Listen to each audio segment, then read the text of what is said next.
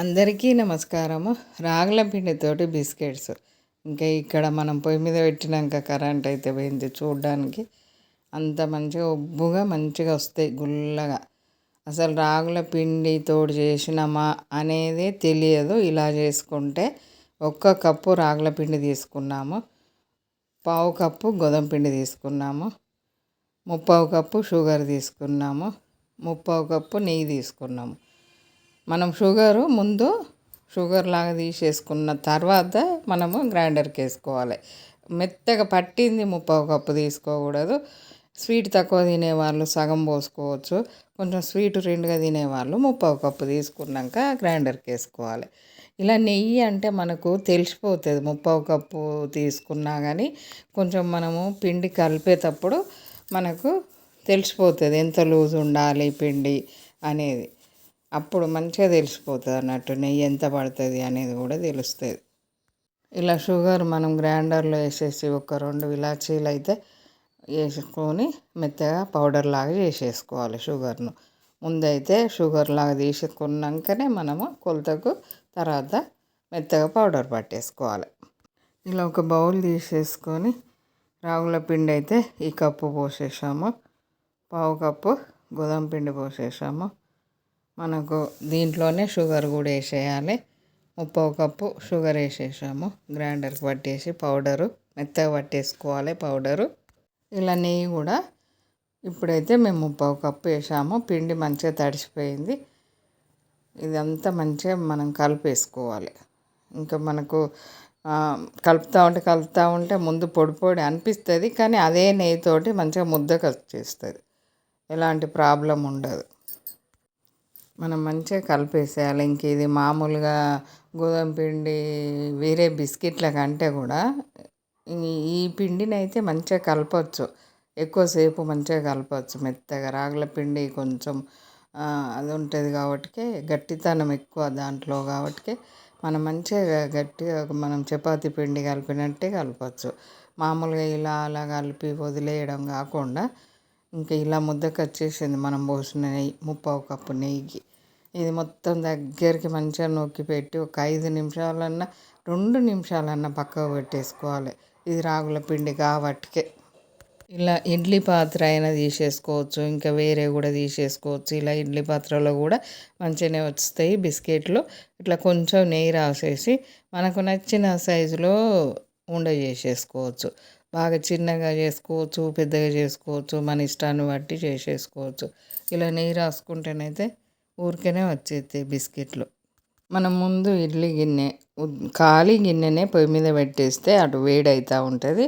ఇలా ఉండలు చేసేసుకొని మనకు నచ్చిన సైజులో రౌండ్గా నొక్కేసి ఈ ఇడ్లీ పాత్రలో వేసేయాలి. ఈ ఇడ్లీ వేసే దాంట్లో ఇలా నొక్కేసుకొని అన్నీ రెడీ చేసుకొని పెట్టేసుకున్నామంటే ఇంకా పైన మనకు నచ్చిన డ్రై ఫ్రూట్స్ పెట్టేసుకోవచ్చు.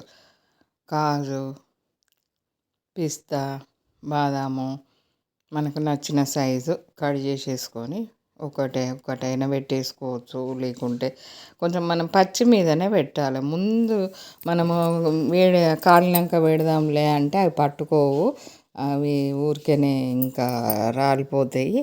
ఇప్పుడు మనం ఈ ఉండలు చేసి పెట్టేసిన తర్వాత మనము నచ్చిన డ్రై ఫ్రూట్స్ పెట్టేసుకోవాలి. పచ్చిగా ఉంటుంది కాబట్టి కొంచెం పట్టేసుకుంటుంది, ఊడి రాకుండా దాంట్లో నుండి ఊడి రాకుండా పట్టేసుకుంటుంది అన్నట్టు. ఇంకా మనకు ఉడికేటప్పుడు కూడా కొంచెము మనకు షుగరు వేడైనాక జిగురులాగా వస్తుంది కాబట్టి మంచిగా బీసుకపోతుంది. మనం పెట్టిన డ్రై ఫ్రూట్స్ దానికే అంటకపోతుంది అన్నట్టు, అస్సలు ఊడవు. ఇంకా చిన్నగా అంటే చిన్న సైజులో కూడా చేసుకోవచ్చు. ఇంకా అది మన ఇష్టము, పెద్ద సైజు అయినా చిన్న సైజు అనేది మన ఇష్టాన్ని బట్టి చేసేసుకోవచ్చు. మనము మామూలు వేరే బిస్కెట్లు వేరే పిండితోటి చేస్తాము, కాకపోతే దానికి ఇచ్చినంత టైం ఇవ్వకూడదు. మనము పిండి కలపడం దానిలాగా సుతిమెత్తగా ఊరికేనే అన్నీ వేసేసి అటు ఇటు కలిపేసి కూడా వదిలేయకూడదు. ఇది కొంచెం గట్టిగా మనం గోధుమ పిండి చపాతీ పిండికి పిసికినట్టు పిసకాలి. కొంచెం ఒక 5 నిమిషాలు పక్కకు పెట్టినాయంటే మంచిగా విరగకుండా బిస్కెట్స్ విరగకుండా ఎట్లా అంటే అట్లా అనుకున్నట్టు వచ్చేస్తుంది అన్నట్టు. ఇంక ఇది మనము కాలినాక కూడా అసలు ఎంబటే తీయకూడదు. మొత్తము చల్లగా అయిపోవాలి. దీనికి టైం కూడా తక్కువే, ఒక 15 నిమిషాలు ఇస్తే సరిపోతుంది. అది మళ్ళా మనం పెట్టిన గిన్నెని బట్టి కూడా చూసుకోవాలి. పల్సటి గిన్నె పెట్టకూడదు, మందం గిన్నె పెట్టుకోవాలి. పల్సటి గిన్నె పెట్టినామంటే కొంచెం తొందరగా కాలిపోతాయి, మంచిగా టేస్ట్ అంతా రాదు. కాకపోతే ఇంకా ఇడ్లీ గిన్నెలలో అందరికీ ఈజీగా ఉంటుందని ఇడ్లీ పాత్రలో పెట్టడము, ఇంకా అంతే. నేను ఇంకా కొన్ని అయితే వేరే ఇనుప కడాయిలో స్టాండ్ వేసి ప్లేట్ వేసి పెట్టేసాము. అదేంటంటే మందంగా ఉంటుంది, మనకు తక్కువ టైం తోటే మంచిగా ఉడికిపోతుంది. ఇలా తెల్ల ప్లేట్కు నెయ్యి రాసేసుకొని, ఇంకా స్టీల్ దానికంటే కూడా తెల్ల ప్లేటు మంచిది ఇలాంటివి చేసుకోవడానికి అయితే. ఇలా ఇది కూడా మందంగా ఉన్నది, మనకు మంచిగా వేడైన తర్వాత ఈ స్టాండ్ వేసేయాలి. స్టాండ్ ముందే వేసామనుకో స్టాండ్ బాగా వేడైపోతుంది, మనం ప్లేటు పెట్టేటప్పుడు కష్టమే. మళ్ళీ ఎంబటే ఈ రౌండ్ వేడి అన్నది ఆ ప్లేట్కు తాకి అదొక రకమైనట్టు ఉంటుంది. అందుకే స్టాండ్ వేసి ఎంబటే ముందైతే ఖాళీ గిన్నెని బాగా వేడిగానిచ్చేయాలి. వేడిగానిచ్చేసి స్టాండ్ వేసేసి ఎంబటే ప్లేట్ పెట్టేసుకోవాలి. పెట్టేసి మూత పెట్టాలి. మూత పెట్టి ఒక 12 నిమిషాలు సరిపోతుంది. స్టవ్ ఆఫ్ చేసేయాలి. ఆఫ్ చేసినామంటే ఇంకా మనకు ఆ వేడికే మంచిగా అయిపోతుంది. మొత్తం చల్లగా అయిపోయే వరకు కదిలేయకూడదు, అట్లనే ఉంచేసేయాలి. మూత తీసేయాలి. ఒక 2 నిమిషాల తర్వాత మూత తీసేసి అట్లే ఉంచేసేయాలి. ఇక ఇంత చక్కగా కాలిపోతాయి, టేస్ట్ బాగుంటాయి. ఇలా కాలిపోతే మాడిపోకుండా, బాగా కలర్ కాకుండా నెమ్మదిగా మంచిగా కాలిపోతాయి. ఓవెనే ఉండాలి, బిస్కెట్సే చేయాలి అని అనుకోకుండా చక్కగా చేసుకోవచ్చు ఇలా బిస్కెట్స్. ఎప్పుడైనా బిస్కెట్స్ చేసేటప్పుడు గిన్నె వేడైన తర్వాత మొత్తం సిమ్లో పెట్టేసేయాలి. స్టవ్ అస్సలు పెద్ద మంట పెట్టకూడదు. సిమ్లో పెట్టిన తర్వాత మనం బిస్కెట్స్ చేసిన ప్లేట్ పెట్టేసుకోవాలి. పెట్టేసుకొని మూత పెట్టుకోవాలి. మూత పెట్టినాక ఒక 12 నిమిషాలు అయినాక బంద్ చేసేయాలి. బంద్ చేసి 2 నిమిషాలు అయినాక మూత తీసేయాలి. మూత తీసేసి ఇది మొత్తం మనం చేయితోడు పట్టుకునేలాగా చల్లగా అయినాకనే ఇవి కదిలిస్తే ఊరికనే వచ్చేస్తాయి, మంచిగా కాలుతాయి, ఎలాంటి ఇబ్బంది ఉండదు. గిట్ల టచ్ చేస్తే చాలు కదిలిపోతుంది. పిండి కూడా ఏంటంటే రాగుల పిండికి టేస్ట్ రాదు, అంత ఎట్లనో ఉన్నది, ఇవి మంచిది ఆరోగ్యానికి అని అంటారు అని అనుకుంటారు. కానీ మనం కొంచెం మంచిగా కలిపేసిన తర్వాత కొద్దిగా నానబెట్టాలి. ఇంక ఇది కొంచెం నానితే మంచిగా వస్తుంది బిస్కెట్, టేస్ట్ కూడా మారిపోతుంది. అలానే ఎంబడే కలిపి చేసేసరికి కొంచెం ఉడకనట్టు గట్టిగా ఉంటుంది. ఇదైతే గుల్లగా రెడీ అయిపోయింది మనకు బిస్కెట్.